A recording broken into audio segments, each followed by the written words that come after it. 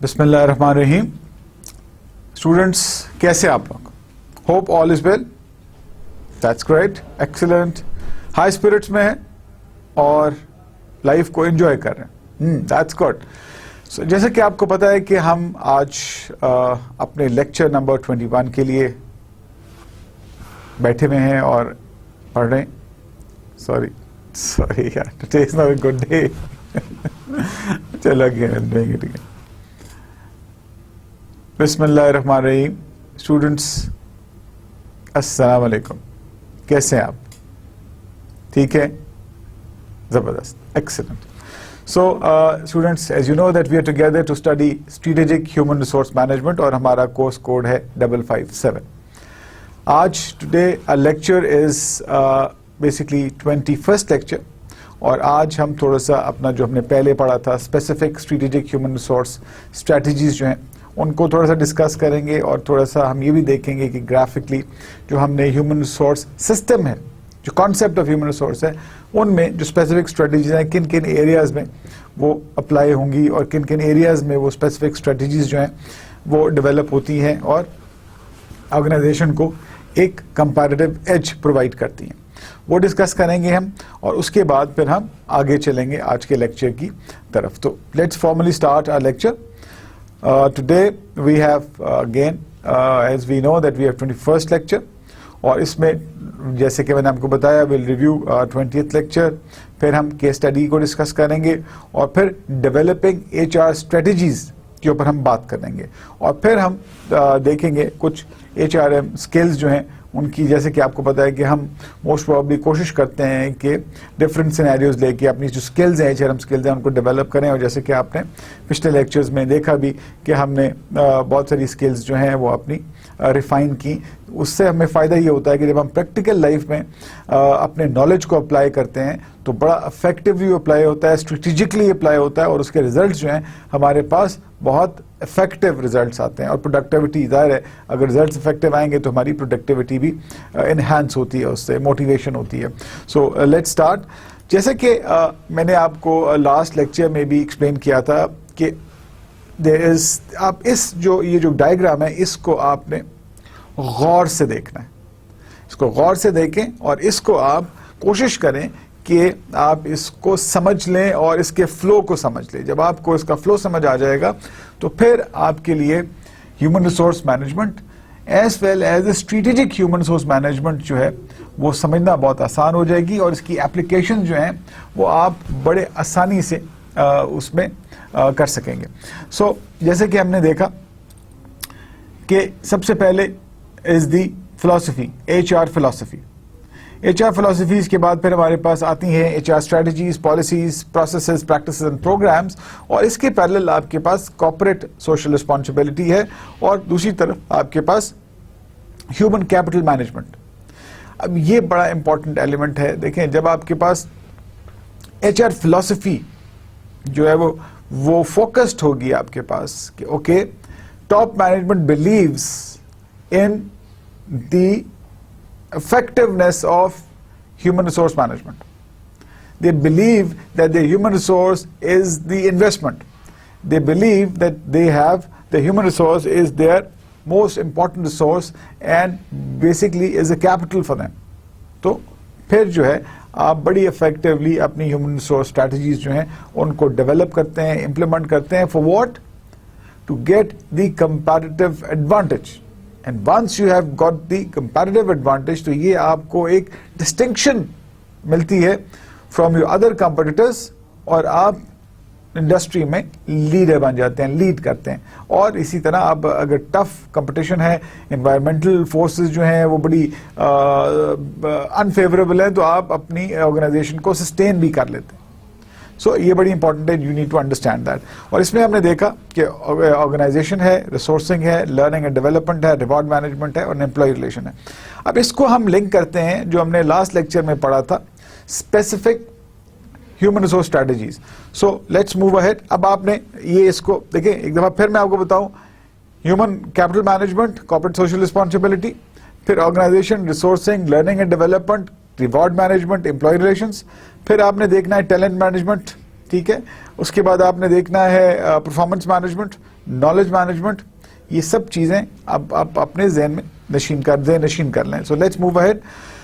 अब यहाँ पे देखें, आपने स्पेसिफिक स्ट्रेटजीज की हम बात कर रहे हैं, तो ह्यूमन कैपिटल मैनेजमेंट, तो आपने ग्राफ में देखा ह्यूमन कैपिटल मैनेजमेंट में, और इसमें आप what you do is that you obtain basically you obtain, analyze and reporting on data basically which inform the direction of value adding people management. So ये बड़ा important है कि you need to have at this place you need to believe that your human resource is your human capital and you need to manage, and then here you collect data, analyze, and then you basically set out a direction of value added people management, और ये आपकी strategic investment and operation decisions यहाँ पे लिए जाते हैं regarding your human capital. So उसके बाद high performance management. अब ये देखें high performance management, अगर आप उस फिगर में देखें तो वहाँ पे भी आपको basically high performance management मिलेगी, अभी हम next slide में भी देखेंगे। और what you do here is developing and implementing high performance strategies. तो अब आप यहाँ पे high performance work systems जो हैं उसमें उसको डेवलप करेंगे और इम्प्लीमेंट करेंगे, और ये जो स्ट्रेटजीज हैं specific strategies for human resource management यहाँ पे डेवलप होती हैं, इन एरियाज में डेवलप होती हैं। Then corporate social responsibility, as we have discussed in the last lecture in detail, तो इसमें भी specific strategies for corporate social responsibilities जो है इन एरियाज में बेसिकली डेवलप होती हैं। Now if you look at here, तो ह्यूमन कैपिटल मैनेजमेंट यहाँ पे आपके पास आता है, और corporate social responsibility is here, और परफॉर्मेंस मैनेजमेंट अगर आप ये देखें तो इस एरिया में आपके पास ये परफॉर्मेंस मैनेजमेंट यहाँ पे आपको नजर आ रही है। सो अब ये आपस में लिंक भी करती हैं, और आप हम आगे चलते हैं तो फिर आपको ज्यादा बेहतर तरीके से चीजों को चीजें समझ आएंगी। अब देख organisation development. So specific strategy HR strategies हैं ऑर्गेनाइजेशन डेवलपमेंट के एरिया में भी इफेक्टिव होती हैं और आप डेवलप करते हैं। फिर उसके बाद एंगेजमेंट है और नॉलेज मैनेजमेंट है। हम डिटेल में ये लास्ट लेक्चर में डिस्कस कर चुके हैं, तो मैं इन टॉपिक्स में डिटेल में नहीं जाता। मैं सिर्फ ये चाह रहा हूं कि आप you understand the linkages between all these elements for the specific strategic human resource strategy. जो स्पेसिफिक ह्यूमन रिसोर्स स्ट्रेटजीज के ऊपर जो डेवलपमेंट है उसके ऊपर आप यू नीड टू अंडरस्टैंड कि किन एरियाज में ये इफेक्टिवली डेवलप होती हैं और फिर ये अप्लाई होती हैं। देन अब आपने देखा कि एंगेजमेंट के बाद आपने परफॉर्मेंस मैनेजमेंट आ गई हमारे पास, टैलेंट मैनेजमेंट आ गई, नॉलेज मैनेजमेंट आ गई, तो ये सब चीज़ें ऑर्गेनाइजेशन में आ गई, रिसोर्सिंग में आ गई, तो ये सब चीज़ें अब आपको समझ आना शुरू होंगी कि अगर आप इस ग्राफ को एक दफ़ा देख लेंगे तो आपको ज़्यादा बेहतर तरीके से चीज़ें अंडरस्टैंड आनी शुरू हो जाएंगी। Then resourcing, talent management, learning and development, reward, तो ये सब चीज़ें अब आप देखें। रिसोर्सिंग है, ऑर्गेनाइजेशन लर्निंग एंड डेवलपमेंट है, यहाँ पे आपके पास नॉलेज मैनेजमेंट है, फिर रिवॉर्ड मैनेजमेंट है, और आखिर में आप जाएंगे तो एम्प्लॉय रिलेशन के ऊपर भी ये है। अब इसमें सब चीज़ें अगर आप देख लें, talent management is linked with performance management, work force planning is linked with learning and development, और ये सब चीज़ें आपस में लिंक हो रही है। Management development is basically corresponding to contingent pay, ठीक है। तो ये अगर आपने अंडरस्टैंड कर ली तो आप बेहतर तरीके से अंडरस्टैंड कर लेंगे that how specific strategic human resource strategies are developed. So employee relations आ गया, जैसे कि हमने डिस्कस किया कि एम्प्लॉय रिलेशंस के ऊपर भी ये फोकस करते हैं, और डायग्राम अगर आपने देख लिया तो आप it will be easier for you to understand all these things. अब हम केस स्टडी की बात करते हैं, और केस स्टडी हमने लास्ट जो लेक्चर में डिस्कस की थी वो थी किया के ऊपर, और वो रिक्रूटमेंट के ऊपर थी। और रिक्रूटमेंट में जब उन्होंने ये देखा कि they need to start their operations, need lot of people, 40,000 people have applied for basically the positions, different areas से positions के different positions थी, different heads थे जहाँ पे positions को fill करना था, और वहाँ पे किया ने strategic planning human resource में वो strategy develop की, और उसके अंदर उन्होंने technology को use किया, और उन्होंने बड़ी efficiently इस process को बेसिकली एक तो बाइफर्केशन की सॉफ्टवेयर यूज़ किया जहाँ पे बड़ी स्विफ्टली चीज़ें शॉर्टलिस्ट हुई और 40,000 एप्लीकेंट्स को शॉर्टलिस्ट करके 500 एम्प्लॉयज़ उन्होंने फर्स्ट स्टेज में एम्प्लॉय किया, उसके बाद 1200 एम्प्लॉयज़ उन्होंने सेकंड शिफ्ट के रखे और सो ऑन सो फोर्थ। उन्होंने अपने पास एक पूल बना लिया, इंफॉर्मेशन पूल बना लिया फॉर दी एम्प्लॉयज़, जहाँ पे उनको पता है कि जी किसकी क्या एजुकेशन है, क्या पैरामीटर्स हैं, और जब उनको ज़रूरत होती है तो वो वहाँ से सेलेक्ट भी कर सकते हैं for the later stages. But important चीज़ हमें ये समझनी है वो ये है कि जब आप स्ट्रेटेजिक एलिमेंट्स अप्लाई करते हैं तो आपको क्या हासिल होता है? आपको हासिल होता है comparative advantage, and this comparative advantage will basically help you in achieving your corporate goals, your ultimate goals. और यहाँ पे इस लेवल पे आपको जब हम स्पेसिफिक स्ट्रेटजी की बात करते हैं, इसमें जो रिक्रूटमेंट स्ट्रेटजी थी, इसके अंदर स्पेसिफिक स्ट्रेटजी जो है, ये स्पेसिफिक स्ट्रेटजी जो है रिसोर्सिंग एलिमेंट के ऊपर आई कि रिक्रूटमेंट एंड सिलेक्शन। और यहाँ पे किया ने what they have done is that very strategically devised a plan that आपने आईटी को यूज़ करना है, टेक्नोलॉजी को यूज़ करना है, उससे आपने जो अपने डिजायर्ड ऑब्जेक्टिव्स एंड गोल्स हैं उन्होंने आपने कैसे अचीव करना है। और ये बड़े सक्सेसफुली इन्होंने ये किया। और ये बेसिकली इस केस स्टडी में जब हमने डिस्कस किया कि ये कहाँ कहाँ और किस इंडस्ट्री में अप्लाई हो सकता है, छोटे लेवल पे भी हो सकता है, स्मॉल स्केल बिजनेस में भी हो सकता है, और लार्ज स्केल बिजनेस में भी हो सकता है। डिपेंड्स कि अर्जेंसी क्या है, आपको आप कितनी एफिशिएंसी चाहिए, कितनी एक्यूरेसी चाहिए।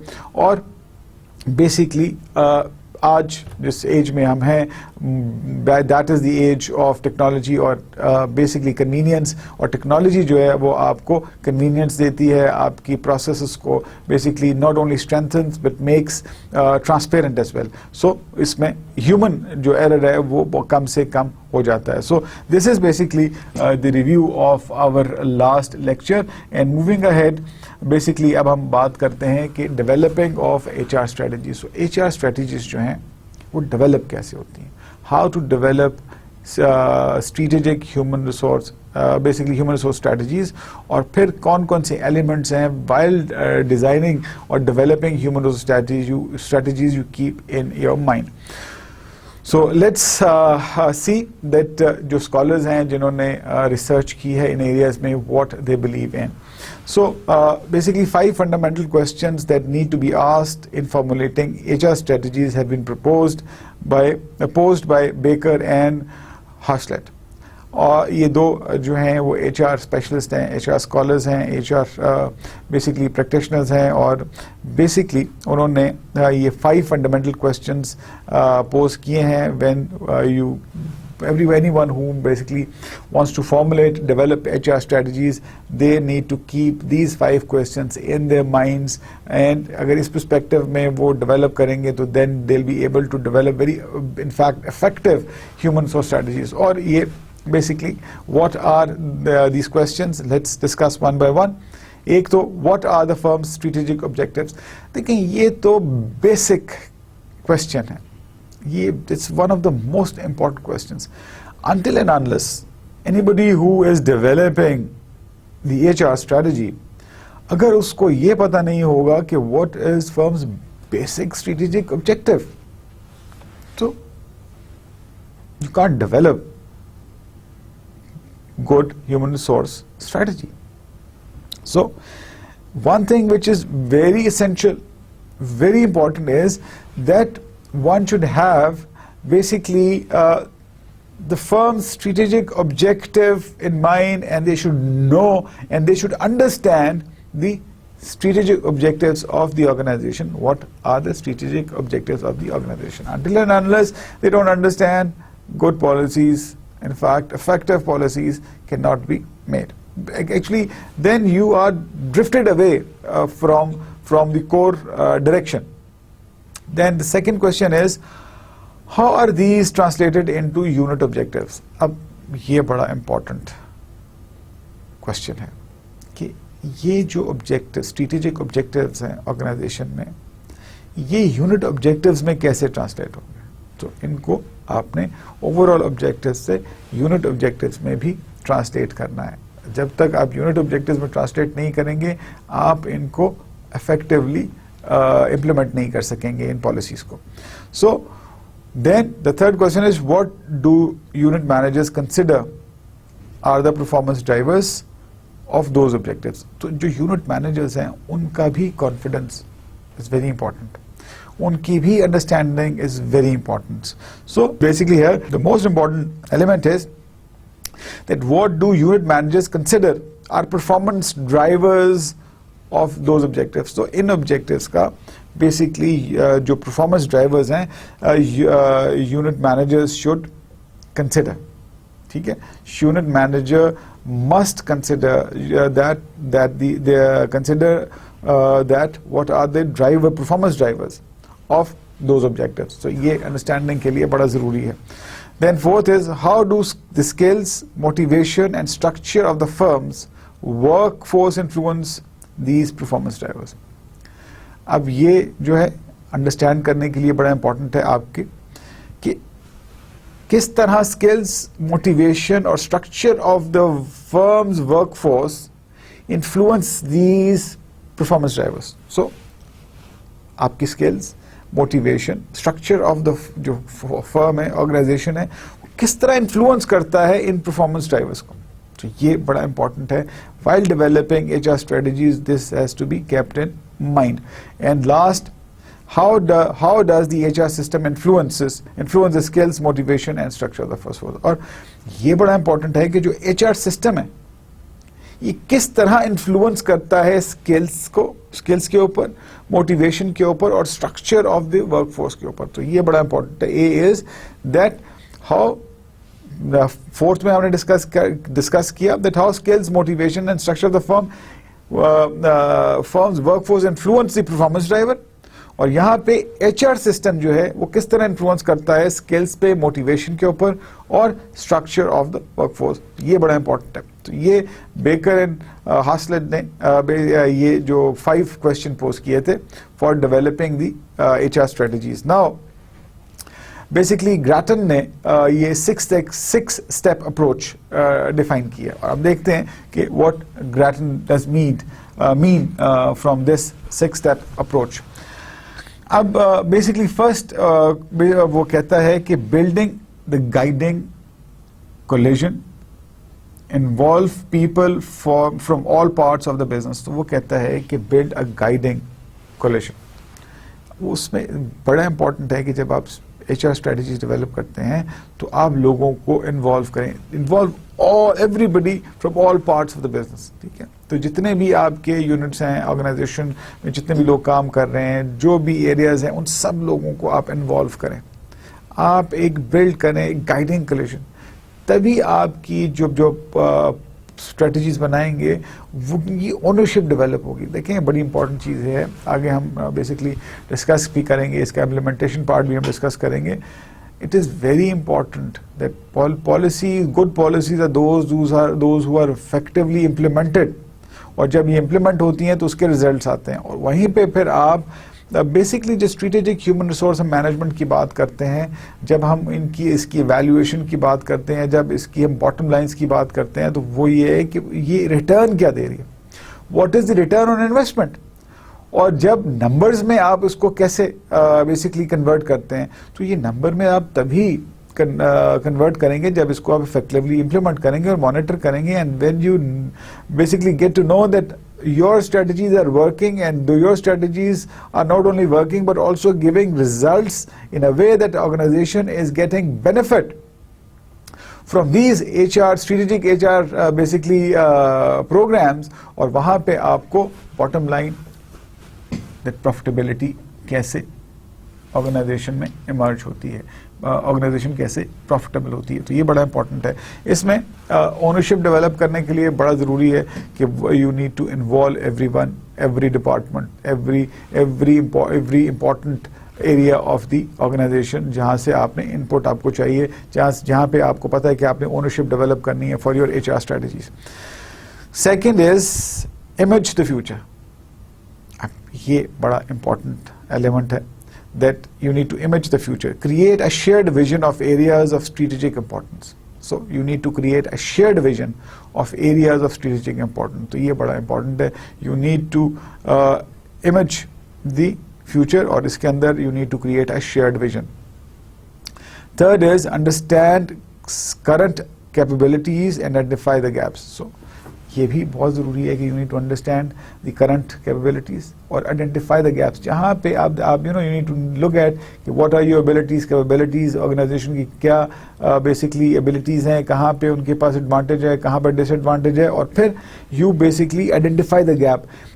Actually, the art of basically creating the good HR strategies is, or any strategy is, to identify the gap and then fill the gap and bridge the gap. ये बड़ा important element है. जब तक आप gap को identify नहीं कर सकेंगे, आप उसको bridge नहीं कर सकेंगे. जब आप identify कर लेते हैं gap को, तो फिर then basically your job is to bridge that gap. तो इसमें वो कहते हैं establish where the organization is now and the gap between aspirations for the future and the reality of the present. So इसमें मैंने आपको explain कर दिया कि आप basically you need to understand that where the organization is now, आपकी future aspirations क्या है, उसके अंदर gap क्या है, और आपकी जो present realities है उनको आपने देखना है, और उसी से फिर आप you formulate a strategy that okay, these are the gaps you need to fill in and you need to move ahead. Then create a map of a system.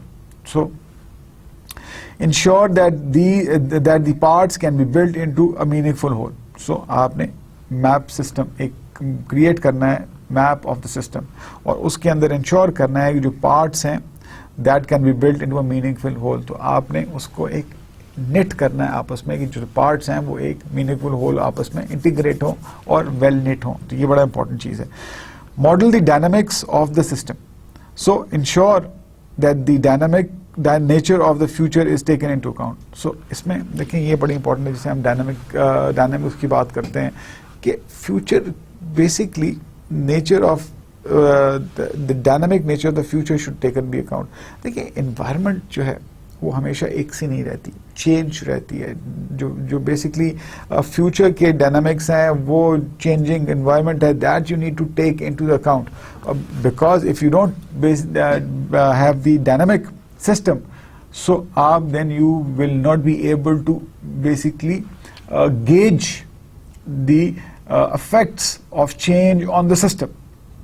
और अगर आप वो gauge नहीं कर सकेंगे the impact of change on your organization, on your system, on your HR system, or in fact any operation of your organization, so the entire system will break down. So ये बड़ा important है, इसको आपने जहन में रखना है. Then bridge into action. Agree the broad theme of action and specific issues related to those themes. Develop guiding principles, involve line managers and create cross-functional teams to identify goals and performance indicators. ये बड़ा interesting part है, और इसमें आपने देखिए हम हमेशा ये डिस्कस करते हैं कि स्ट्रेटजी तो टॉप मैनेजमेंट की तरफ से आती है, बट इसके अंदर जो सबसे बड़ा रोल प्ले करते हैं वो लाइन मैनेजर्स रोल प्ले करते हैं, because those HR policies, those HR strategies has to be adopted and implemented and put into action by line managers. Line managers जो हैं जब तक उसकी ओनरशिप नहीं होगी, जब उसको डे टू डे लाइफ में इम्प्लीमेंट नहीं करेंगे, उसके रिजल्ट्स नहीं आएंगे. So it is very important that you take the strategies out from your basically closet and put that into practice. और ये practice में तभी आती है जब line managers के पास इसकी ownership होगी और line managers इसको implement करेंगे in routine work, in day to day life. So यहाँ पे it is very important that one need to agree on the broad themes of action and specific issues related to those themes, develop guiding principles, involve line managers and create cross-functional teams to identify goals and performance indicators. तो यहाँ पे आपको line manager, basically you need to develop guiding principles, involve line managers and create cross-functional teams to identify goals and performance indicators. So cross-functional teams का भी यहाँ पे बड़ा important role नजर आता है. Now, basically, we'll discuss the methodology for formulating human resource strategies. सो अब ये एक इंटरेस्टिंग चीज़ है, इसको आपने देखना है कि आपने देख लिया कि जी आपने ह्यूमन रिसोर्स स्ट्रेटजी क्या है, उसकी बेसिकली डेवलप कैसे होती है, उसके लिए basically specific human resource strategies क्या हैं. Now we basically look at that what is the methodology for formulating the HR strategies. So a methodology for formulating HR strategies was developed by Dyer and Holder. So दो scholars थे हैं, in fact इन्होंने develop की है जो methodology है for formulating HR strategies, और basically वो ये कहते हैं that they have given 4 points, और the first is the assess the feasibility. ये बड़ी important है. जब तक आपको बैकग्राउंड का नहीं पता होगा, जब तक आपको कॉन्टेक्स्ट का पता नहीं होगा, you can not formulate human resource strategies. Very important. और इसमें कहते हैं from an HR point of view, feasibility depends on whether the number and the type of key people required to make the proposal succeed can be obtained on timely basis and at a reasonable cost. So इसमें अब हम देखते हैं कि HR planning की बात आ गई. तो जो HR पॉइंट ऑफ व्यू से फिजिबिलिटी जो है वो डिपेंड करती है कि जो लोग आपको प्रोजेक्ट के लिए चाहिए, जो लोग आपको ऑर्गेनाइजेशन के लिए चाहिए, जो लोग किसी काम के लिए भी चाहिए, वो आप हासिल कर सकते हैं, आप ऑन बोर्ड ले सकते हैं on timely basis and then cost effective. It's very important. आपको लोग चाहिए एक स्पेसिफिक टाइम पे, और आपने प्लांट लगा दिया. जी किया की एग्जांपल हम लेते हैं कि उन्होंने प्लांट जो है एस्टेब्लिश कर दिया और इक्विपमेंट भी इंस्टॉल कर दिया, एंड देन अगर और उनका जो विजन भी आ गया कि उन्होंने 300,000 कार्स जो है वो एनुअली मैन्युफैक्चर करनी है, और अगर आपके पास ह्यूमन रिसोर्स ही नहीं है तो आप ऑपरेशन स्टार्ट नहीं कर सकेंगे. अगर आप ऑपरेशन स्टार्ट नहीं कर सकेंगे तो आपकी you are wasting your huge investment. So इसमें बड़ा इंपॉर्टेंट है that you should know that आपको कितने लोग चाहिए, किस लेवल के लोग चाहिए, और क्या आपको वो लोग जो हैं वो टाइमली मिल सकते हैं और कॉस्ट इफेक्टिवली बड़े. This is very important. देखिए everything has a price tag. अगर आप पैसे ज्यादा खर्च करना चाहते हैं, प्रोसेसेस को कॉम्प्लिकेट करना चाहते हैं, तो then you have to spend money, more money. और वो आपका अल्टीमेटली जो कोर ऑब्जेक्टिव है किसी भी ऑर्गेनाइजेशन का, that the organisation has to obtain maximum in the minimum resources, maximum benefit in the minimum resource with the deployment of minimum resources. लेकिन अगर आप जो आपके बेसिकली ऑब्जेक्टिव्स हैं वो अचीव कर रहे हैं with deploying the maximum resources, तो फिर आपके पास जो कंपैरेटिव एडवांटेज है वो डिमिनिश हो जाएगा. ये आपने जहन में रखना है. सो यहाँ पे you need to understand that जो आपको HR के लोग चाहिए वो एक तो आपको अवेलेबल हैं, और फिर कॉस्ट इफेक्टिव ये प्रोसेस होगा या नहीं होगा. Whether the behavioral expectations assumed by the strategy are realistic. और फिर दूसरी चीज़ ये है कि जो बेसिकली इसके अंदर डिमांड किया जाता है, जो बिहेवियरल एक्सपेक्टेशंस हैं इस स्ट्रेटजी के अंदर assume किए हैं, वो रियलिस्टिक हैं भी कि नहीं. देखिए हमें ह्यूमन रिसोर्स, जब हम ह्यूमन रिसोर्स के साथ डील करते हैं, तो one thing which you need to understand that we have to be realistic. देखिए जब हम मशीन के साथ डील करते हैं तो उसकी भी हम देखते हैं कैपेसिटी है. मशीन की भी एक कैपेसिटी होती है. अगर आप उसको ओवरबर्डन कर देंगे तो क्या होगा, मशीन डैमेज हो जाएगी, प्लांट एंड इक्विपमेंट डैमेज हो जाएगा. फॉर एग्जांपल एक प्लांट है जो कि साल में 300,000 कार्स को प्रोड्यूस कर सकता है. उसके अंदर एक क्वेश्चन होता है, लेट्स से +-10-15%. लेकिन अगर आप उसी प्लांट से उसी कैपेसिटी में, मैं मशीन्स की बात कर रहा हूँ, कि उसकी full capacity 300,000 cars per year है, और किया की एग्जांपल ये हम ले रहे हैं. अगर हम ये एक्सपेक्ट करें कि हमने एक साल में 600,000 कार्स को प्रोड्यूस करना है उसी कैपेसिटी में विदाउट डिप्लॉइंग फर्दर रिसोर्सेज, तो क्या होगा, इट विल ब्रेक डाउन.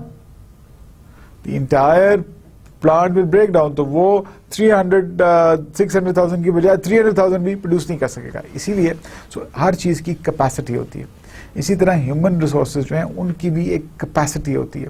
सो आपने जो भी स्ट्रेटजी डेवलप करनी है, जो भी कॉन्टेक्स्ट आपने बेसिकली लेके चलना है, you need to be realistic, ठीक है। You set steep targets, you expect higher performance, उन हायर परफॉर्मेंस के लिए भी फिर then you need to deploy other strategies as well. लेकिन इसमें सबसे इंपॉर्टेंट चीज ये है, the bottom line is that you need to be realistic. तो ये एलिमेंट आपने अपने जहन में रखना है। आपने आइडियल वर्ल्ड की बात नहीं करनी, आपने रियलिस्टिक होके चीजों को देखना है। Then determine the desirability. So इसके अंदर basically after assessing feasibility, basically you need to understand the desirability.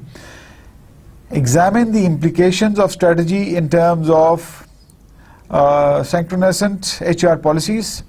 Example, a strategy of rapid retrenchment would have to be called into question by a company with full employment policy. तो ये बड़ी important है कि आपने implication of the strategies को भी देखना है। So moving ahead, we basically then see इसके अंदर जो फॉर्मुलेशन में जो थर्ड पार्ट है that is determination of the goals, और ये भी बड़ा एसेंशियल है। These indicate the main issue to be worked on and they drive primarily from the content of the business strategy. For example, a strategy to become a low-cost producer would require the reduction of labor cost. This in turn translates into two types of HR goals: higher performance standards contribution and reduce headcount composition. तो ये goals को determine करना बड़ा important है।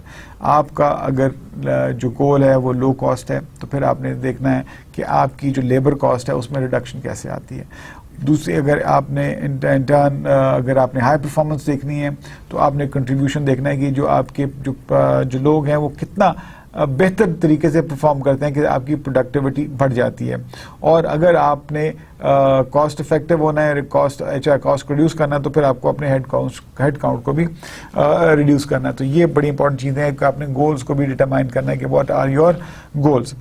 और fourth is decide means of achieving goals. तो frankly speaking, how to reach to your destination. So you need to decide the means of achieving your goals. इसके अंदर हम देखते हैं the general rule is that the closer the external and internal fit, the better is the strategy. तो जैसे हमने excuse me बार बार ये discuss करते हैं कि आपका इंटरनल एंड एक्सटर्नल फिट होना बड़ा जरूरी है। जितना ही आपका इंटरनल एक्सटर्नल फिट बेहतर होगा, अच्छा होगा, एफिशिएंट होगा, तो आपकी स्ट्रेटजी भी उतनी अच्छी होगी। बिकॉज एक्सटर्नल एलिमेंट्स जो हैं वो इंटरनल एनवायरनमेंट को अफेक्ट करते हैं और इंटरनल एनवायरनमेंट जो है वो रिस्पॉन्ड करती है एक्सटर्नल एलिमेंट्स को। और अगर ये एक दूसरे के साथ सिंक्रोनाइज्ड होंगे तो फिर आप जो अपॉर्चुनिटीज़ को हैं उनको अच्छी तरह आप एक्यूमुलेट कर सकेंगे, थ्रेट्स को आप अवॉइड कर सकेंगे। तो आप अच्छे तरीके से अपनी ऑर्गेनाइजेशन को you can develop good HR strategies by basically understanding, by creating a best internal and external fit. So इसके अंदर अगर आप डिटेल में देख लें तो इसमें external fit refers to the degree of consistency between HR goals on one hand and the exigencies of the underlying business strategies and relevant environmental conditions on the other. जैसे मैंने आपको बताया environmental conditions जो हैं वो important role play करती हैं।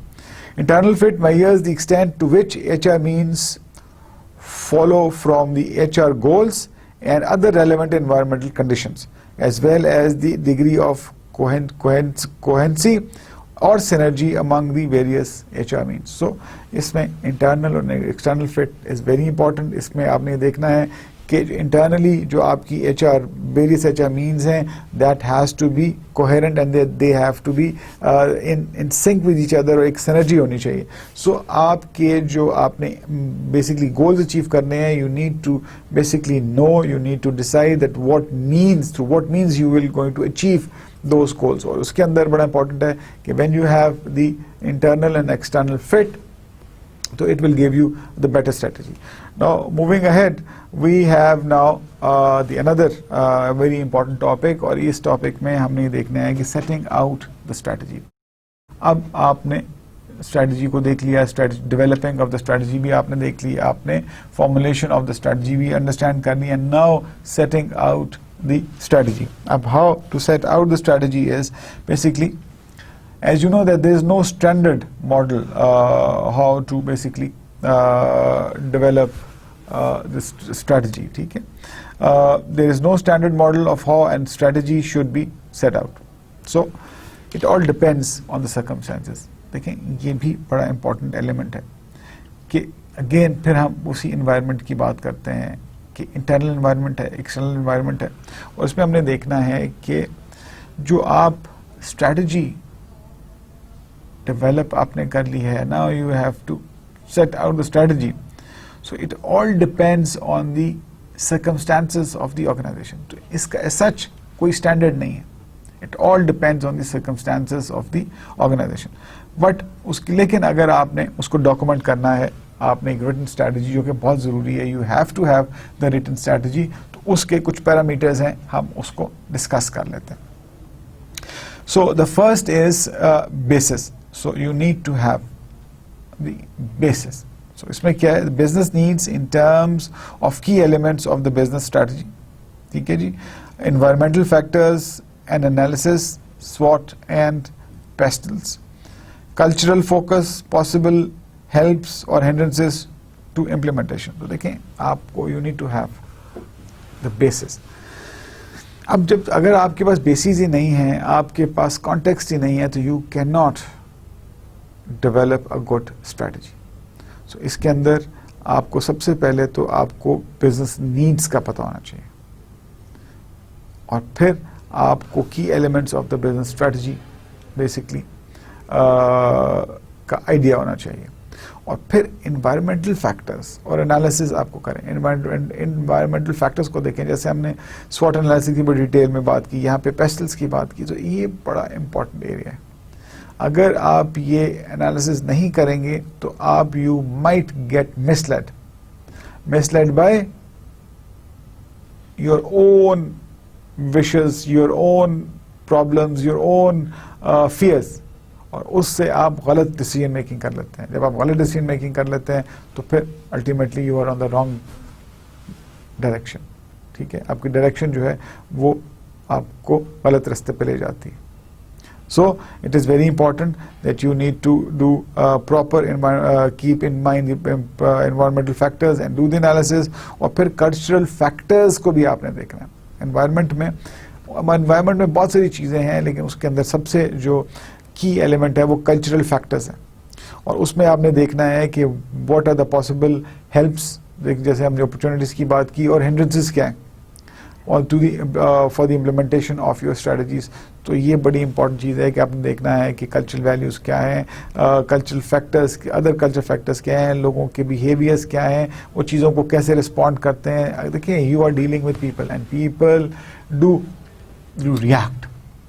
अब उनको आपने पॉजिटिव या नेगेटिव जो रिएक्शंस हैं उनके, वो आपने देखने हैं कि आपने किस तरह मैनेज करने हैं. तो ये बड़ा इंपॉर्टेंट है. तो for that you need to have the basis. Basis के बाद हम देखते हैं second part is the content, details of the proposal, details of the proposed HR strategy. So you content के अंदर आपके पास जो है वो details of proposed HR strategies. This is very simple, you need to have that. Rationale, the business case for the strategy against the background of the business needs and environmental and cultural factors. So आपके पास you need to have a rationale, और उसके अंदर the business case for the strategy against the background of business needs and environmental and cultural factors. So ये आपके पास rational का एक basis आपको provide करता है. So moving ahead, we have the fourth basically part, और वो है इम्प्लीमेंटेशन प्लान. सो जैसे मैंने आपको कहा कि बहुत अच्छी चीज़ है अगर आपने उसको इम्प्लीमेंट नहीं किया, आपने बहुत अच्छा फॉर्मुलेट कर लिया, बहुत अच्छा आपने उसको डिज़ाइन कर लिया, बट अगर आपने उसको इम्प्लीमेंट नहीं किया तो it's of no use. So इसके अंदर implementation, you need to have the implementation plan, और उसमें आपने तमाम you need to pen down all action plan, responsibility of each stage for each stage. So आपने देखें बड़ी इंपॉर्टेंट है, एक्शन प्लान्स आपके पास आ गए. फिर आपने रिस्पॉन्सिबिलिटीज हर स्टेज पे असाइन कर दी. ठीक है जी. Resources required, so you need to know that what resources you need, propose arrangements for communication, consultation, involvement and training. So उसके अंदर आपने implementation plan के अंदर not only you have the action plan, you need to basically have the responsibility for each stage, resources required, you need to pen down the resources required, then proposed arrangements for communication, consultation, involvement and training. So this is also very important कि अगर आपकी basically communication ही नहीं है, consultation नहीं है, involvement नहीं है, training नहीं है, तो system जो है वो collapse कर जाएगा. Isolation में आप system को नहीं चला सकते. और फिर project management arrangements. So ये जो 5 चीज़ें हैं बड़ी important है in the implementation plan. उसके बाद आपके पास last but not the least basically cost and benefit analysis. देखें कोई भी strategy अगर आप develop कर लेते हैं, फॉर्मुलेट कर लेते हैं, आप उसको डिज़ाइन कर लेते हैं, उसका कॉस्ट एंड बेनिफिट एनालिसिस जब तक आप नहीं करेंगे आपके लिए वो स्ट्रेटजी मीनिंगलेस होगी. Yes, strategy will be meaningless until and unless you don't do the cost and benefit analysis. If you don't know what benefit this strategy basically ultimately result in, frankly speaking, you will not going to basically implement or take action on that strategy. So इसमें वो कहते हैं an assessment of resources, resource implications of the plan, cost, people and facilities, and the benefits that will accrue for the organization as a whole. So इसमें आपने ये देखना है कि आपने बेसिकली असेसमेंट करनी है तमाम रिसोर्स इम्प्लीकेशंस की जो प्लान की हैं, जिसमें कॉस्ट्स हैं, पीपल है, फैसिलिटीज़ हैं, तमाम इस पूरी कॉस्ट्स को आपने कैटर करना है. और फिर आपने बेनिफिट्स देखने हैं कि with the application of your HR strategies आपकी जितनी भी कॉस्ट आई है उसका बेनिफिट क्या है, एंड क्या वो बेनिफिट जो है वो it's greater than the cost. If the benefit is greater than the cost, then of course you will implement and you have a good strategy and you will implement it. And if the benefit is less than its cost, then I think you are somewhere in the wrong direction. तो ये बड़ा important है और इसके अंदर जो line managers हैं और जो individual employees हैं वो बहुत important role play करते हैं. So as far as possible these benefits should be quantified in terms of return on investment और वैल्यू एडेड. तो ये बड़ा इंपॉर्टेंट चीज़ ये है कि जैसे हमने बात की कि ये जो भी पॉजिटिव बेनिफिट्स हैं इनको क्वांटिफाई करना बड़ा ज़रूरी है. If you don't quantify them in terms of return on investment, so management तो फिर इसको एक्सपेंस जो है वो समझती रहेगी. फॉर एग्जांपल आपने इन्वेस्ट किया अपने लोगों के ऊपर, ट्रेनिंग के ऊपर, यू बेसिकली गेट 10 एम्प्लॉयज़ और उनके ऊपर आपने 10 मिलियन आपने उनको ट्रेनिंग करवा दी और 10 million is the huge cost. और वो ट्रेनिंग आपने उनको basically depending on the skills, किन किन जो आपका ऑपरेशंस हैं, किन किन एरियाज़ में आपको स्पेशलिस्ट दरकार है, चाहिए आपको, वो ट्रेनिंग्स आपने 1 साल में करा दी. अब 10 मिलियन में अगर फाइनेंशियल मैनेजर ये कहेगा जी 10 मिलियन में आपने ये जो 10 लोगों को ट्रेनिंग कराई है इट्स वेस्ट, 10 मिलियन में तो हम ये प्लांट लगा सकते थे और इस प्लांट से इतनी प्रोडक्टिविटी लेके हम eight the end of the day इतना प्रॉफिट जनरेट कर सकते थे. सो अल्टीमेटली इलॉजिकल है और अल्टीमेटली ये आपको लगेगा कि फाइनेंस के लोग बात तो ठीक कर रहे हैं कि आपने जो 10 million basically training and development of the employees लगा दिया है वो तो आपको नज़र नहीं आ रहा. उसका आउटपुट जो है वो जब तक उसकी आउटपुट इफेक्टिवली अप्लाई नहीं होगी और वो नज़र प्रोडक्टिवली नज़र नहीं आएगी उस वक्त तक तो वो एज अ कॉस्ट ही समझा जाएगा. वेयरएज एक प्लांट एंड मशीनरी आपके पास आ जाता है, वो आपका एक एसेट डेवलप हो गया, उससे आपको पता है कि आप उसको यूज़ करेंगे तो उससे आपको उस प्रोडक्टिविटी मिलेगी और आपको अल्टीमेटली उससे प्रॉफिट होगा. सो ये बड़ा इंपॉर्टेंट चीज़ है, ये समझने वाली बात है कि अगर ऑर्गेनाइजेशन की टॉप मैनेजमेंट अपनी ह्यूमन कैपिटल को वेरिएबल कॉस्ट नहीं समझती और उनके ऊपर जो ट्रेनिंग एंड डेवलपमेंट में इन्वेस्ट होता है, डेफिनेटली देखें ये एक बड़ी इंपॉर्टेंट चीज़ है और डेफिनेटली रिटर्न ऑन इन्वेस्टमेंट मिलता है. ये जो 10 मिलियन आपने ट्रेनिंग और डेवलपमेंट में खर्च किए हैं लोगों की, ये ultimately that will pay back. So you have trained people different areas, उनकी स्किल्स को आपने एडवांस किया, उनको प्रोसीजर्स बताए, उनको basically given them the best training. उससे क्या होगा, they will apply that knowledge. What they will do, they will apply that knowledge in basically practical field, और वो उस प्रैक्टिकल नॉलेज जब एप्लीकेशन होगी उसकी, तो उसकी प्रोडक्टिविटी बढ़ेगी, आपका कंपैरेटिव एडवांटेज आएगा, तो ओवरऑल ऑर्गेनाइजेशन में एक चेंज आएगा और वो एक कल्चर डेवलप होगा प्रोडक्टिविटी का. और उससे क्या होगा, eight the end of the day आपको शायद अगर आप प्लांट एंड मशीनरी 10 मिलियन की लगा लें, और उससे उतना बेनिफिट नहीं होगा जितना कि आपने अपने ह्यूमन कैपिटल में जो इन्वेस्ट किया है in the form of training development, उससे आपको फायदा होगा.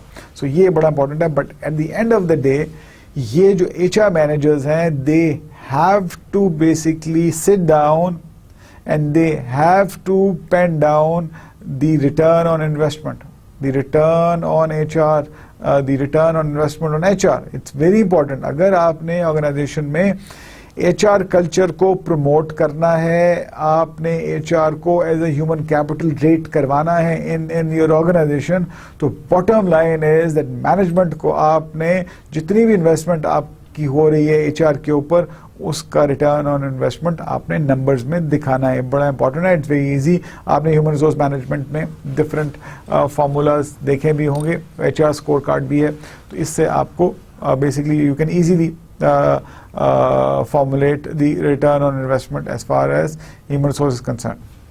So ये basically 5 components थे on setting out the human resource strategy. अब हम ये देखते हैं कि आपके पास बेसिकली जो मोटिवेटर्स हैं वो क्या हैं. अब ये ग्राफ अगर आप देखें तो ये बड़ा इंपॉर्टेंट है. अब आप परफॉर्मेंस मैनेजमेंट की बात करते हैं. So performance management is basically the core, the centre, and it is linked with all these systems. So ये performance management as an integrative force की हम बात कर रहे हैं. सो अब ये परफॉर्मेंस मैनेजमेंट जो है वो इंटीग्रेट कर रहा है परफॉर्मेंस इंप्रूवमेंट के ऊपर.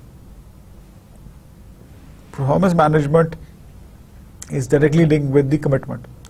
Performance management is directly linked with the employee development. Performance management is directly linked with the motivation, and performance management is directly linked with the reward. अब ये आपस में भी एक दूसरे के साथ correspond कर रहे हैं. Performance improvement motivation के साथ, reward commitment के साथ, commitment employee development के साथ. So ये basically this net is self-explanatory कि इसका जो core है वो performance management है. So if you be able to manage your human resource, the performance of the human resource, and if you have right HR strategies in place as far as the performance management are concerned, तो आपके बहुत सारे issues जो हैं वो automatically resolve हो जाते हैं. अब इसमें ही हम देख लेते हैं कि if you have the right HR strategies as far as the performance management is concern, तो आपकी परफॉर्मेंस इंप्रूवमेंट होती है. परफॉर्मेंस इंप्रूवमेंट होती है तो आपकी कमिटमेंट डेवलप होती है. कमिटमेंट डेवलप होती है तो एम्प्लॉय डेवलपमेंट है, एम्प्लॉय मोटिवेशन है, एम्प्लॉय रिवॉर्ड है, और so on so fourth. Performance management in place है तो रिवॉर्ड्स आपके पास आते हैं, मोटिवेशन आती है आपकी employed. So everywhere you have basically connection with each other, और इसका जो बेसिस है वो आपके पास आता है परफॉर्मेंस मैनेजमेंट में. So right strategies gives you what, performance improvement, commitment, employee development, motivation और रिवॉर्ड. फ्रैंकली स्पीकिंग ऑर्गेनाइजेशन को क्या किस चीज की जरूरत है, what do they expect from their human resource. आप बताएं जी मुझे कि ऑर्गेनाइजेशन जो है वो अपनी ह्यूमन रिसोर्स से क्या एक्सपेक्ट करती है. जी आप बताएं. कमिटमेंट, ठीक है, आप बताएं. One by one. कमिटमेंट, इन्होंने कमिटमेंट बताया जी, आप बताएं. मोटिवेशन, मोटिवेटेड एम्प्लॉइज होने चाहिए. ओके गुड जी, आप बताएं जी. एफिशिएंसी होनी चाहिए. Okay efficient. ओके परफॉर्मेंस जो है वो basically they should be productive. Yes okay okay. So हमारे पास परफॉर्मेंस मैनेजमेंट में बेसिकली प्रोडक्टिविटी की बात करते हैं तो परफॉर्मेंस इंप्रूवमेंट होनी चाहिए, ठीक है। So every time the performance should be improve from the past. Commitment होनी चाहिए, जैसे उन्होंने बताया, मोटिवेशन होनी चाहिए, ठीक है। उसके बाद employ development, so with the time that employees are developed basically, और ये जो ऑर्गेनाइजेशन है वो एक्सपेक्ट करती है कि एम्प्लॉय जो है वो अपने आप को अपनी स्किल्स को इम्प्रूव भी करें, और ये सब चीज़ें फिर अल्टीमेटली जाके लिंक होती हैं रिवॉर्ड के साथ। सो ये बड़ा इंपॉर्टेंट एलिमेंट है, इसको आपको समझने की बेसिकली ज़रूरत है कि performance management act as an integrating force as far as the HR strategies are concerned, and specifically performance management area में जो HR strategies हैं वो बड़ा vital role play करती हैं। So our next basically जो diagram है, अगर हम उसको देखें, so इसमें competencies को use किया गया। इसमें basically use of competencies for as an integrating force। अब competencies को integrating force के तहत इस ग्राफ में यूज़ किया गया, और इसके अंदर हम देखा है कि use of competencies for development, use of competencies for reward, और use of competencies for recruitment। So you need to understand one thing is that अगर हम competencies के अंदर देखते हैं तो then recruitment में हमें benefit मिलता है that we have a competent people, then development में that competent people are developed and they basically excel, और फिर competent people basically will get rewards। तो ये जो use of competency है वो इसको इन्होंने basically दिखाया है कि आपका एज एन इंटीग्रेटिंग फोर्स, और इसमें भी क्या है कि आपकी कमिटमेंट, मोटिवेशन, आपकी स्किल्स, हमने जैसे पहले भी देखा था कि स्किल्स, मोटिवेशन एंड कमिटमेंट, ये तीन बड़ी इंपॉर्टेंट चीज़ें हैं कि अगर ये तीन चीज़ें एक साथ कंबाइन हो जाती हैं, what, skills, motivation and commitment, तो फिर आप you become a very efficient and productive professional, और उससे क्या होता है आपको कि आपको फिर you perform, when you performing, you are doing good job, then आप what will do is that you are basically providing a comparative advantage to organisation, and उससे आपकी आप खुद भी एक्सेल कर रहे होते हैं, आपका डिपार्टमेंट एक्सेल कर रहा होता है, ऑर्गेनाइजेशन एक्सेल कर रही होती है, और bottom line is that you get rewards eight the end of the day, और फिर आपकी बेसिकली आपको जॉब सिक्योरिटी भी है उसमें, आप you are respected, you are developed, organisation basically invest on you to further develop your skills because they basically understand your commitment towards the improvement of yourself and basically your skills and contributing them towards the execution of the work, and ultimately organization will get benefit। तो ये बड़ा एक important point है जिसको आपको समझने की ज़रूरत है। तो I hope कि आप लोगों को ये चीज़ समझ आ गई होगी। जी, कितने लोगों को समझ आई है? गुड, सबको समझ आ गई, चलें, वेरी गुड। वैसे भी बहुत सिंपल है, इसको आप बेसिकली एक दो दफ़ा आप देखेंगे तो ये आपको फर्दर भी आसान लगेगा, और मैं कोशिश करूंगा कि नेक्स्ट लेक्चर में भी थोड़ा सा अगर इसका ओवरव्यू हम ले लेंगे तो कोई क्वेश्चन अगर आपके जहन में आता है तो I will try to basically answer those question as well. So अब हम basically implementation of HR strategies की बात करते हैं। देखें, अब हमने ये देख लिया कि व्हाट इज़ द स्ट्रैटेजी, ठीक है, स्ट्रैटेजीज बेसिकली डेवलप कैसे होती हैं, स्ट्रैटेजीज फॉर्मुलेट कैसे होती हैं, स्ट्रैटेजीज इवॉल्व कैसे होती हैं, किन किन एरियाज में स्ट्रैटेजीज होती हैं। अभी हम किस पर्सपेक्टिव की बात कर रहे हैं? ह्यूमन रिसोर्स पर्सपेक्टिव की बात कर रहे हैं। अगर हम कोई भी स्ट्रैटेजी की बात करें तो प्लीज़ आपने जहन में ये रखना है कि मैं ह्यूमन रिसोर्स के पॉइंट ऑफ व्यू से बात कर रहा हूँ, बिजनेस स्ट्रैटेजी की बात नहीं कर रहा। तो हम बात कर रहे हैं ह्यूमन रिसोर्स के पॉइंट ऑफ व्यू से। So implementing HR strategies is in fact is very important। So जो भी जिन एरियाज में भी आपने ह्यूमन रिसोर्स स्ट्रेटजीज डेवलप की हैं उनका इम्प्लीमेंट होना बहुत ज़रूरी है। उनका अगर आपने इम्प्लीमेंट नहीं किया तो फिर आपको उसके रिजल्ट ही नहीं मिलेंगे, and then you have ultimately wasted your time. So as strategies tends to be expressed as abstractions, they must be translated into programs which clearly state objectives and deliverables। So basically it's very important that strategies जो हैं वो express हो उन programs में जो कि जिनके clear stated objectives हों, deliverables हों। देखिए, strategies में तो बड़ा important है ना, आपके पास objectives हैं, ऑब्जेक्टिव्स को मीट करने के लिए आपने ऑर्गेनाइजेशनल ऑब्जेक्टिव्स हैं, ऑर्गेनाइजेशनल स्ट्रेटजीज हैं, ऑर्गेनाइजेशनल स्ट्रेटजीज के साथ इन सिंक करके आपने ऑर्गेनाइजेशनल ऑब्जेक्टिव्स को अचीव करना है। अब ऑर्गेनाइजेशंस को ऑब्जेक्टिव्स को अगर आपने अचीव करना है तो you need to set out the objectives and deliverables कि आपकी जो एचआर स्ट्रेटजीज हैं उनके ऑब्जेक्टिव्स और डिलीवरेबल्स क्या होंगे। उसी वक्त आपको जब आपके पास डिलीवरेबल्स आएंगे तो आप उनको मॉनिटर कर सकते हैं, आपको पता चल सकता है कि okay you are on track और नॉट, और फिर आप देखते हैं कि आप अपने जो एक्चुअल गोल्स हैं उनकी तरफ पहुंच रहे हैं कि नहीं पहुंच रहे। So these programs then have to be implemented in their letter and spirit. तो ये जो भी आप प्रोग्राम्स बनाते हैं उनको फिर उसी तरह इम्प्लीमेंट करना चाहिए। इम्पॉर्टेंट चीज़ ये है कि फिर लेकिन आपने उसमें इन्वायरमेंटल फैक्टर्स को कंटिन्यूसली मॉनिटर करना है, उसको देखना है।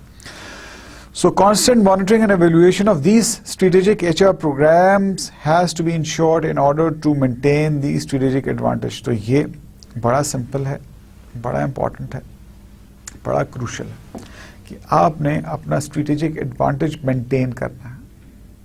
ठीक है, स्ट्रेटेजिक एडवांटेज आप उसी वक्त मेंटेन करेंगे कि आपकी कांस्टेंट मॉनिटरिंग एंड एवेल्युएशन होगी अपनी जो स्ट्रेटजीज एचआर स्ट्रेटेजिक प्रोग्राम्स जो आपने डेवलप किए हैं उनकी, तभी आप बेसिकली आपको ये आइडिया होगा कि okay are you in the right direction और नॉट। तो ये बड़ा इंपॉर्टेंट है, इसको आपने समझना है।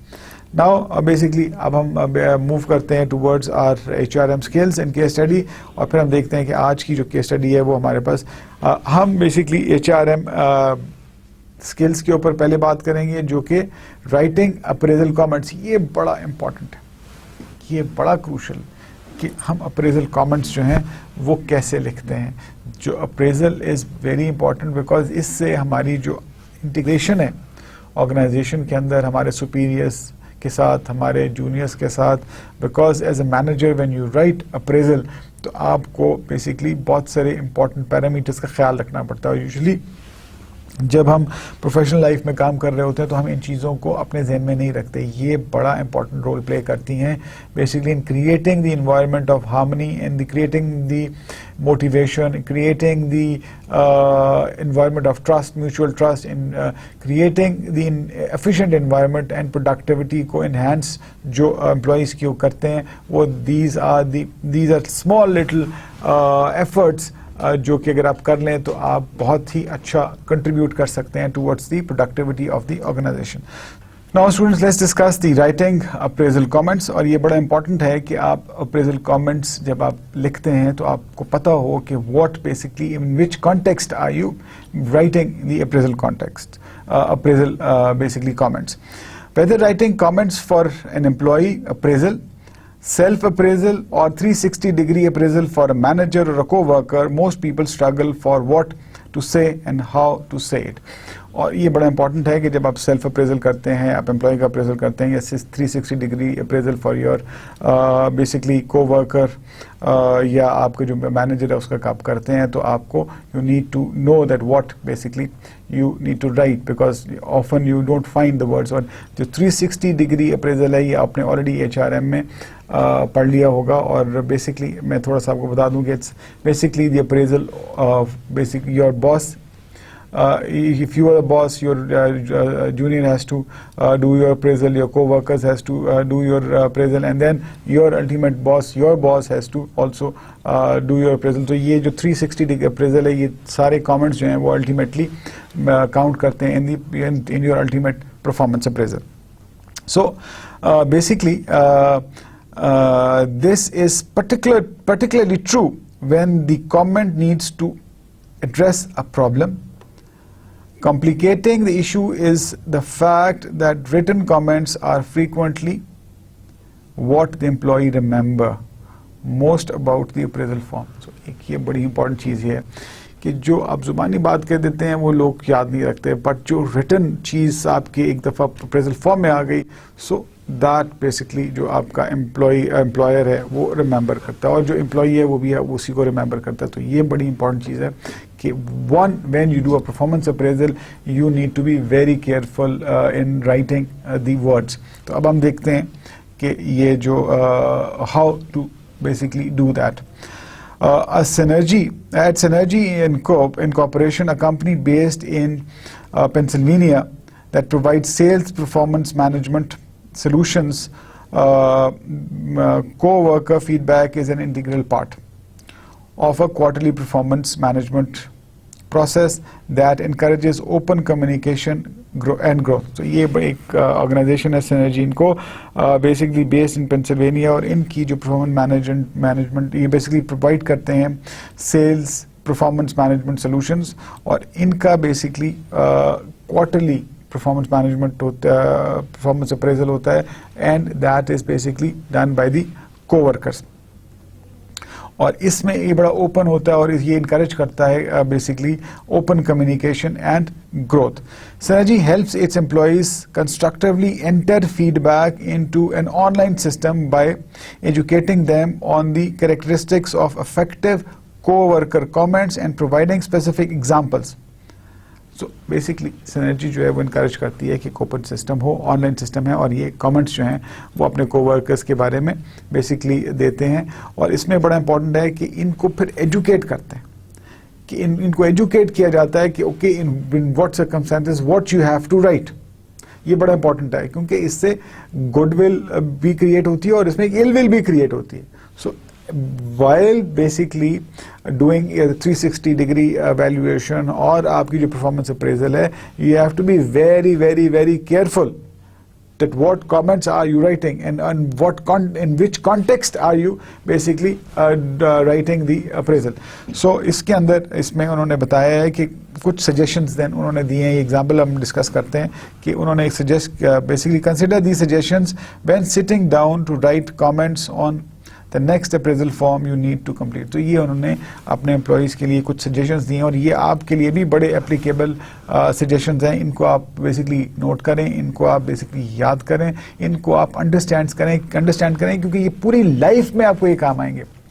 When you get the first job and when you get the first promotion, from the point of your first promotion till the retirement आपको ये काम करना है।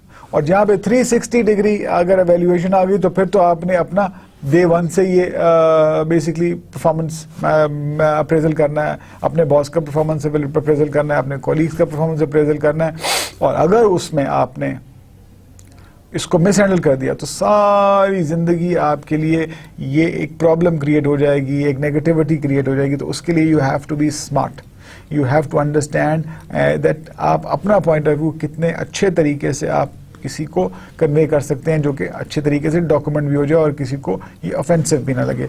सो let's look at the suggestions. Make sure the comments you make support the scores और ratings on the appraisal form. So एक तो important है कि मेक श्योर कि जो कमेंट आप दे रहे हैं वो सपोर्ट करें जो स्कोर्स और रेटिंग है on the appraisal form. Don't make accusationary और हर्टफुल पर्सनल कमेंट्स, और आपने हर्टफुल और पर्सनल कमेंट्स किसी को उसमें नहीं देने। Comments should be address specific behaviours not personalities. तो आपने स्पेसिफिक बिहेवियर्स को एड्रेस करें, पर्सनैलिटीज को एड्रेस ना करें या मोटिव्स को डिस्कस ना करें। Point out positive as well as problematic behaviour. तो आपने पॉइंट आउट करना है पॉजिटिव और problematic behaviors को भी। The purpose is to provide feedback on what a person does well and encourage continuing those behaviors as well as pointing out things that need improvement and make suggestions on how to improve it. तो ये बड़ा important है कि आपने लोगों को encourage करना है कि जो उनके positive behaviors हैं उनको encourage करें कि yes you're doing well, these the positive behaviors, you should continue that। और जहाँ पे आप समझते हैं कि वो उनका behavior उस area में ठीक नहीं है तो वहाँ पे आप suggestion देते हैं कि you're this behavior, your this action, your this habit needs to be basically looked into। और बड़ा पॉजिटिव तरीके से आपने उसको इनकरेज करना है कि वो उसको मोटिवेट हो और वो अपनी करेक्शन की तरफ बेसिकली जाए।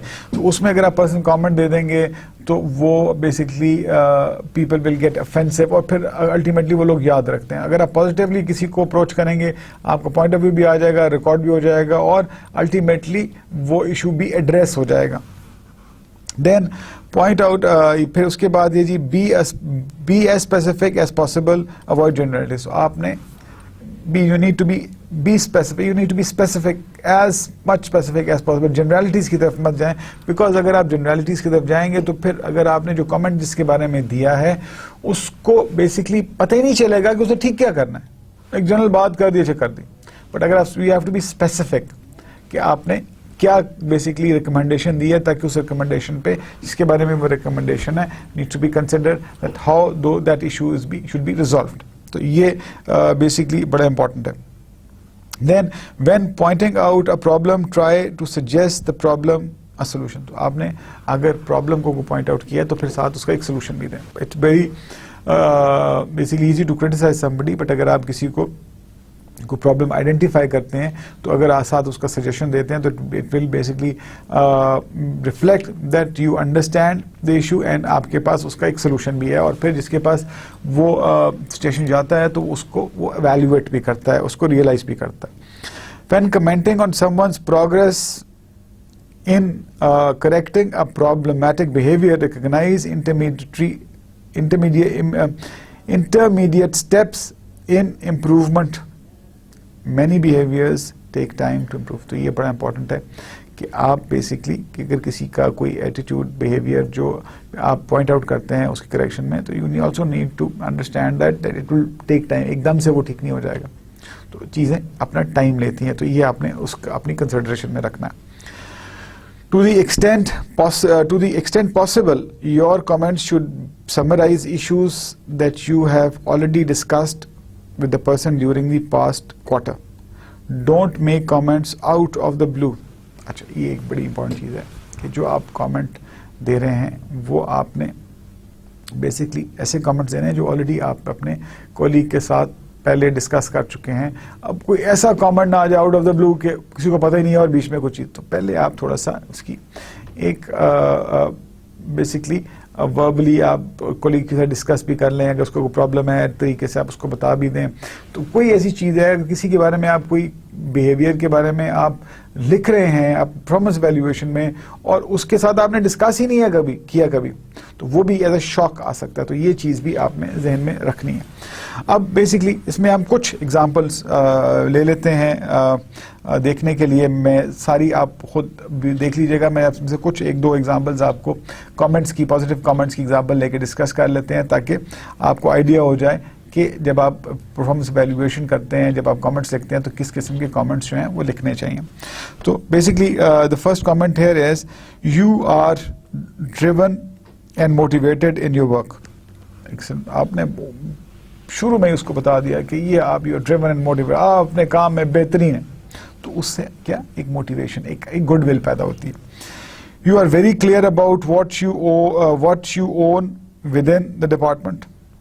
It would benefit the entire department if you paid more attention to the delivery and tone of some of your comments. अब वो उसने देखो यहाँ पे पहले उसने बताया कि जी आप ड्रिवन है, मोटिवेटेड है, ज़बरदस्त हैं और आप बड़े क्लियर हैं कि what you own within the department.